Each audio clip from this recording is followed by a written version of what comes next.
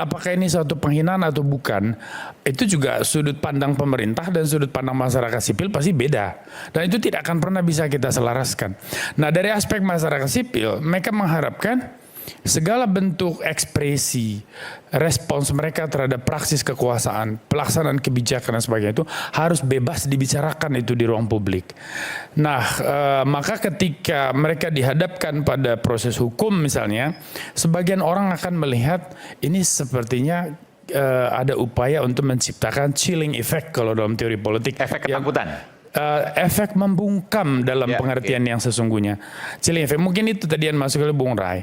Nah, tetapi mari kita pergi kepada yang namanya kritik dalam demokrasi ya. Kalau kita bicara Jürgen Habermas, kita bicara soal demokrasi deliberatif, kan dia bicara soal adanya keniscayaan, adanya namanya ruang publik yang rasional. Artinya bahwa kebebasan bersuara itu harus kebebasan bersuara yang benar. Artinya berbasis kepada akal sehat dan juga bukti-bukti empiris. Bukan asal bacot kalau dalam bahasa anak jalanan. Tetapi berbicara sesuatu yang benar dan dasarnya juga benar. Kenapa? Karena diskursus di dalam demokrasi itu adalah kontestasi gagasan untuk memperbaiki sistem dan untuk menciptakan kehidupan publik yang lebih baik.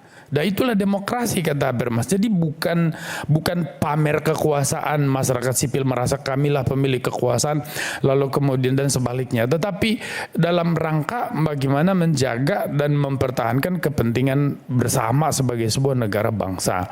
Nah, ada kerentanan kedua yang menjadi dasar kenapa kritik itu penting menurut Habermas adalah potensi ada yang namanya Kolonisierung dari Lebenswelt. Jadi kolonisasi ruang hidup. Oleh siapa? Oleh kelompok yang menguasai uang, yaitu oligark, ataupun juga